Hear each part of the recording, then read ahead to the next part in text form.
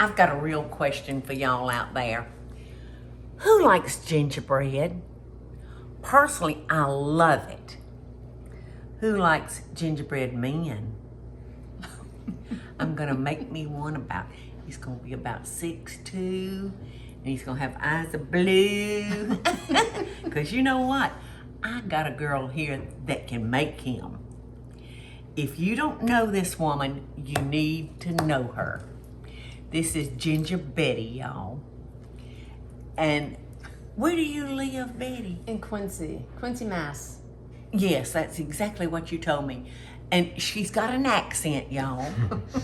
But I hope that you'll be able to understand her. Because once she starts talking, she don't shut up. All right, should we get this out of the way? Should we just say park the car in the Harvard yard? Yes, I love it. Park the car in the Harvard yard. Harvard yard.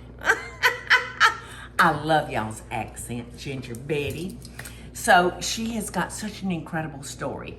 So we're probably going to be shooting several videos together because I want you, for the people that don't know you, to know who, what you are and how you got started. And you're beautiful. You're beautiful. Oh, you have the same coloring as my mama. I'm partial to redheads. So I want you to tell them everything. She started this business, she said, when she was 7. And she's been doing it for 27 years. But I'm going to shut up and let you talk.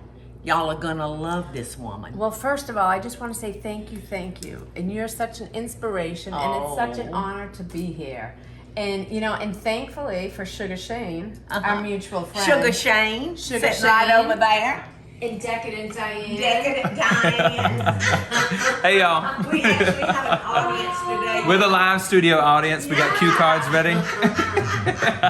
And Michael is holding the applause sign, right? He's watching football, but I think he's Molasses coming back Michael. with the applause. He might better be called bittersweet chocolate Michael. Careful with the letters you rhyme. So, But- talk, honey, talk. Coffee talk. Okay, so anyways, it all started way back in the day. Started.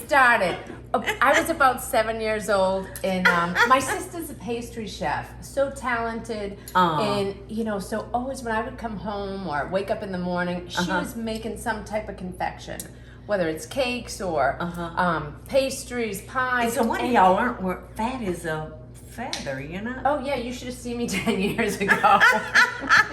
I laid off the gumdrops. It was a bad addiction. But anyway, so I just started doing the gingerbread houses, and I mean, what 7-year-old doesn't like working with frosting and decorating and children candy? love to decorate the sugar cookies, yeah. Yeah, and so then I went on in high school, and I would make them for friends, on to college, and I would bribe some of my college friends. I said I'd pay for the beer and the chips and everything. So, and I was selling them to Mr. Donuts, which is kind of funny because Dunkin'. Who is Mr. Donuts? So Dunkin' Donuts' cousin. Is this a true story? Yeah. You can't write and make up this No, crap. it is. So anyways, I go to school in New York, and then I'm working at Mr. Donuts, which that was the brother-in-law to Dunkin' Donuts. So it was so funny. And the first one was in Quincy, Mass. And so then where I was living for my dorms were at Hicksville Motor Lodge. This is a true story, by the way. And the first Howard Johnson's Motor Lodge was from Quincy. Right. Yeah. So anyways, and I would bribe my friends, and we would make gingerbread, and I would sell them to Mr. Donuts, and I would sell them to the country clubs. I'd be making Merry Christmas, Happy Hanukkah, and just all for extra money. And I think he felt bad for me because Why when I didn't looked, Duncan buy your gingerbread?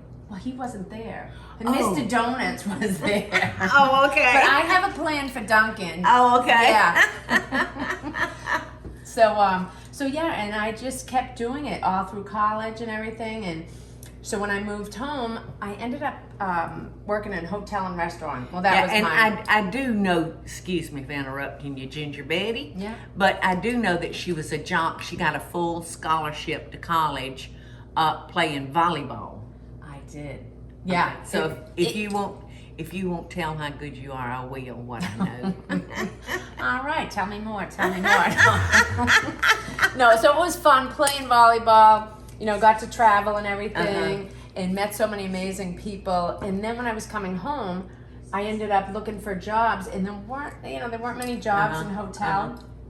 Until Christmas rolled around again, and I said, all right, like any other Christmas, I'm gonna make them. And I was selling them to friends and family.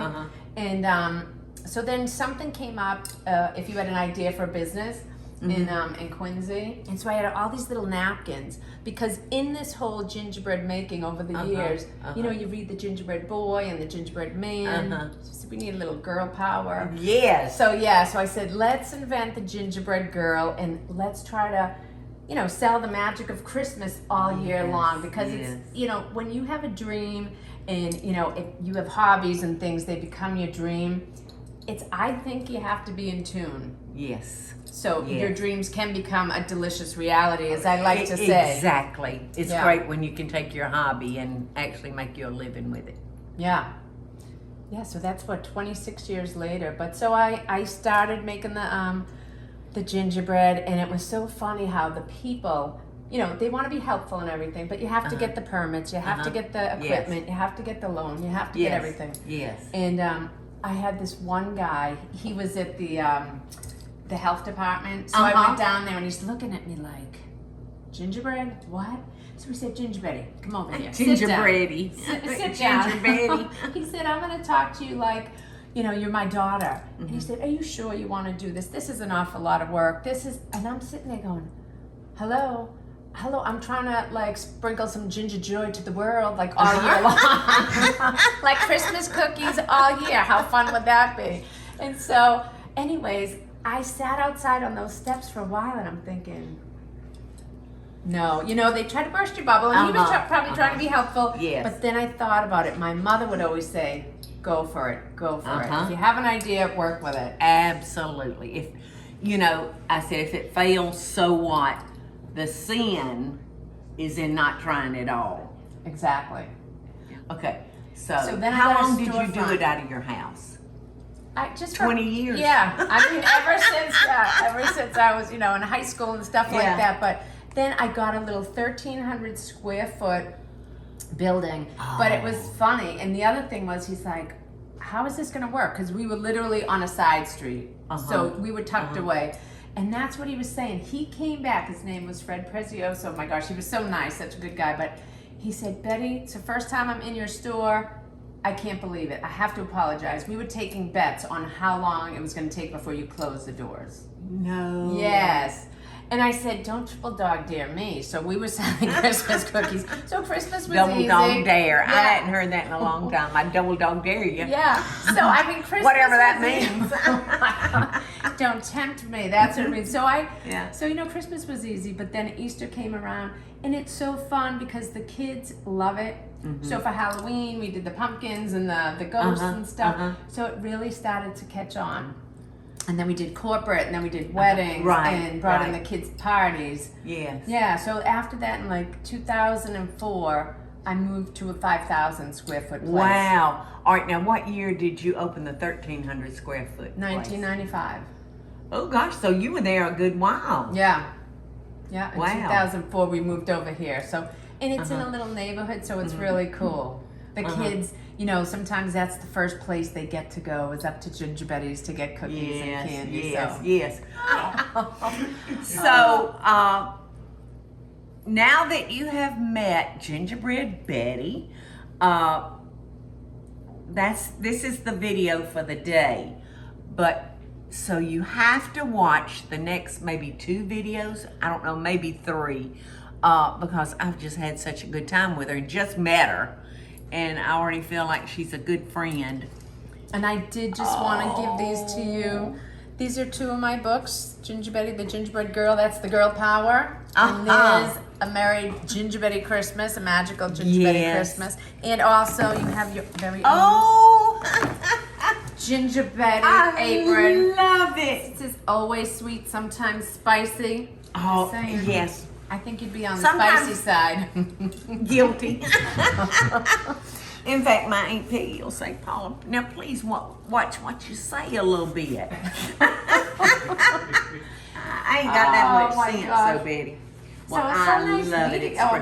It's so nice being here, honest and truly. And this is a kind of the whole combination of the business Yes. is about sharing cookies, making friends, and Yes, that's how we yes. met Shane, And- Sugar Shane, and Yes, Definite and Diane. encouraging other people, other women, Exactly. to get out there. If I can, you can. Absolutely. If you're willing to roll up your sleeves and work real hard, wonderful things can happen. Can't they? Amen. Yes. I mean, look what happened. Look what happened. Oh my God, sweet ginger peppermint Paula butter Deen. That's her new gingerbread. I will baby never name. be able to remember my name. But I thank you so much for the books. I love them because they're retro looking. Aren't they fun? Yeah, they look like books that I read in the first grade or tried to read. Yeah, he What did a was great it? job. Jane and Oh, who was Dick and it? Jane. Dick and And Jane. Spot. Was that the dog? Yeah. She Yeah. reminds me of Jane. Yeah, he did a great job. I would draw Yes. the characters, and then I Uh-huh. had Tim McLaughlin, what an illustrator. So he really Oh, brought them to life It's off precious. the pages. Yeah, and I love can't it. wait to sit down and read them to my grandchildren. Awesome. So thank you so much. So y'all make sure that you hang around for the next couple of videos because Ginger Betty is going to teach us how to make gingerbread men and women or boys and girls and gingerbread houses. I tried one So much time and I fun. couldn't get that sucker to stick together for nothing. All right, well, we're going to teach you a few of the tricks of the trade. Okay. Yeah. Okay. We're excited. And I'm Shane looking and forward Delicious Diane, they're over there, and they're going to help us Oh, assemble they are? and decorate. Yeah, if Okay. that's okay with you. Yes, they're both good workers. So let's milk it. All right, let's go. Till next time. Yes, sir. Hey, y'all, it's Paula Deen. Now, if you enjoyed this video, be sure to like it and click the subscribe button as well as the notification bell to be alerted when I post a video. Love and best dishes, y'all.